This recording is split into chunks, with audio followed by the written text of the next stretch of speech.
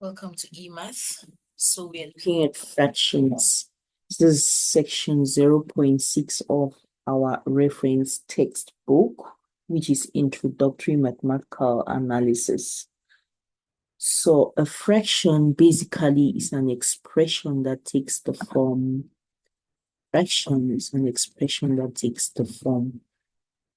numerator over denominator.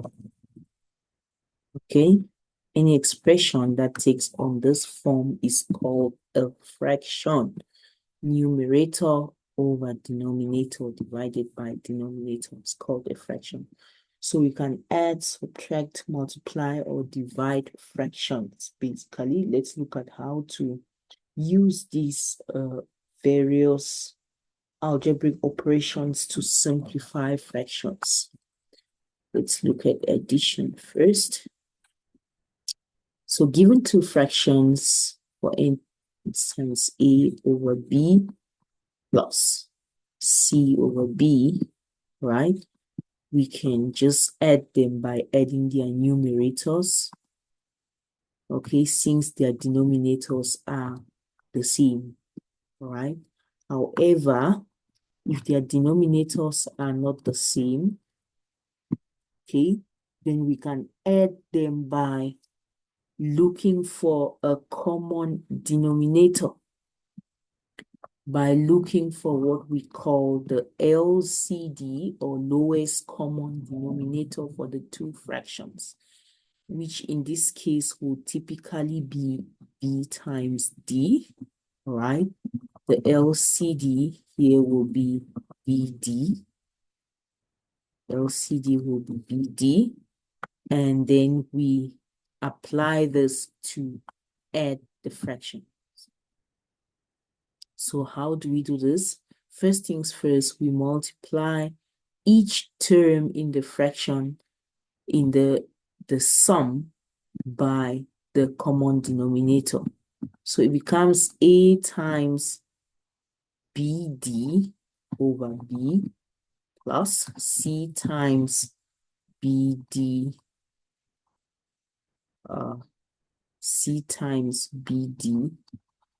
over d, all right, multiplying each term in the expression by our common denominator, then dividing everything by the common denominator. So this term then cancels with this one, d cancels with d, and we are left with AD plus BC over BD. Okay, this is how we add fractions that do not have a common denominator. You get it clearly when we do a few examples very shortly. So that's that about adding fractions. We can also multiply fractions. Multiplication of fractions. Okay, so for multiplication, given a over b times c over d, okay, we multiply numerator by numerator divided by denominator times denominator. Numerator times numerator over denominator times denominator, right? So AC over BD basically. That's how we multiply fractions. Then division of fraction also follows in the same way. So division simply is changed to multiplication, and then this method is applied basically. Okay, for instance, A over B divided by C over B, all right, it's going to be A over B times B over C basically.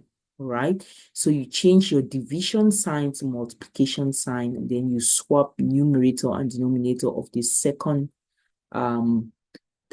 expression in the denominator of the entire expression. You swap the denominator there. So it becomes the B can then divide this B, A over C is then our answer. right? So it's just a coincidence that the b's are the same. So if it was A over B divided by C over D, it will be A over B times D over C, which is AD over BC, basically. Okay, that's how to multiply the fractions.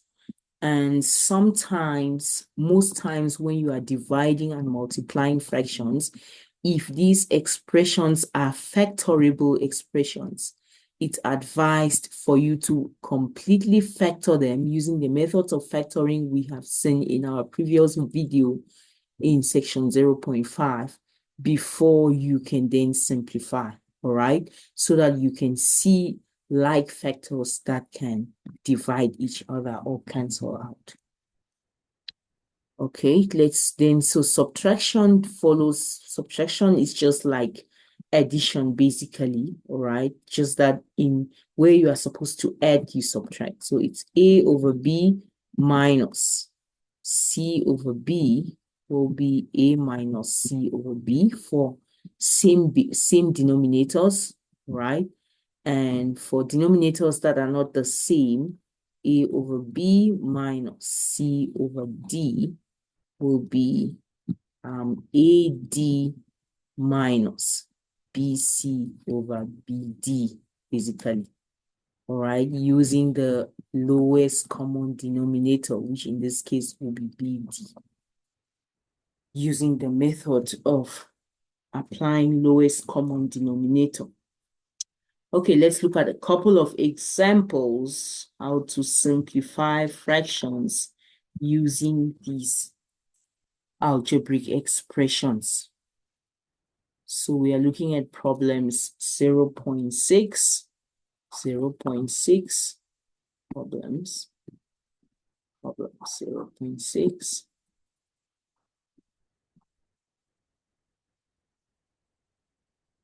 Okay. Problem 0.6, basically our textbook. And we'll take a couple of examples from here.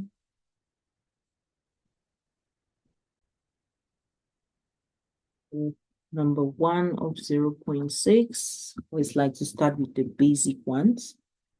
It's going to be a squared minus 9 divided by, this is 9,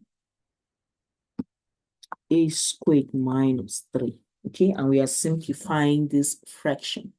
So as I said, your methods of factoring are going to be very instrumental here when you are trying to simplify fractions. So looking at this, I will want to factor these factors completely before I then see how to simplify. All right. So this divided by this, a squared minus 9 looks to me like a difference of squares, right? And it's actually a squared minus 3a. A squared minus 3a looks to me like the greatest common factor type of expression. So if I apply my difference of squares on the numerator, I get a minus 3 times a plus 3. And if I apply my greatest common factor method on the denominator, I can factor out a, right? A is common to both terms. And I'm left with a minus 3 there.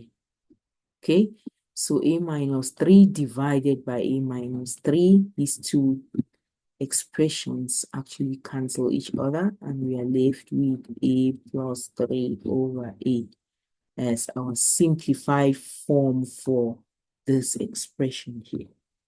Okay, so that was number 1. Let's do number 2 as well.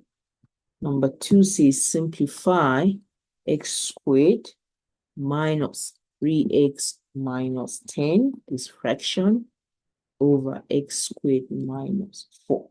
So again, just looking at this, you can't see anything common to numerator and denominator that you can cancel out, all right? It's almost impossible to see without first completely factoring both numerator and denominator. So the numerator is a trial and error type. It's a quadratic expression, while the denominator is a difference of squares type of expression. So if we apply trial and error on the numerator, right? So let's just do that here by this corner. So factors of x squared will be x, and factors of 10 will be 5 and 2. Factors of negative 10 actually, all right? Negative 5 and 2. So if we cross multiply, 2 times x is 2x, x times negative 5 is minus 5x, which is minus 3x, okay? Which is exactly our middle term. So that tells me my factors here will be x minus 5 times x plus 2. This factor and this factor, basically. All right. Those are my factors for the numerator, all divided by factors for the denominator. By difference of squares, it will be x minus 2 times x plus 2. Okay, so looking at this, these factors are common to both numerator and denominator, so they can cancel out. And our final answer is x minus 5 over x minus 2. Okay, that's our final simplified form for this expression. Now, if you are watching this video without previously watching the 0.5 video, which is factoring, then you'll be very, very confused, all right? Before you watch this video, it's advised that you go back to 0.5 and the previous videos for chapter 0.5 and look at the methods of factoring before you come back to this video. Okay, let's take another example. Number 9. Number 9 says ax minus b over x minus c times c minus x over ax plus b. Okay. Now I'm looking at this. These are already factorized factors. Okay. There's almost no way I can be able to factorize these guys, but I see a common trait in them. So if you look at this, c minus x and x minus c, the difference between them is just a -1, okay? If we multiply any one of them by -1, we get the other one, okay? And yeah, so that's it. So if I then try to do that, I get an ax minus b there over x minus c times minus x minus c, all right? So look at that. If you move the negative sign back into the bracket and distribute to each term, you get exactly c minus x, okay? Because this becomes minus x and this becomes plus c, minus x plus c. Okay, divided by ax plus b. Okay, so this guy then takes away this guy, and we are left with ax minus b over negative ax plus b as our final answer. Okay, let's take more examples there. More examples. Look at number 3. Number 3 says x squared. Okay, number 3 is a bit lengthy.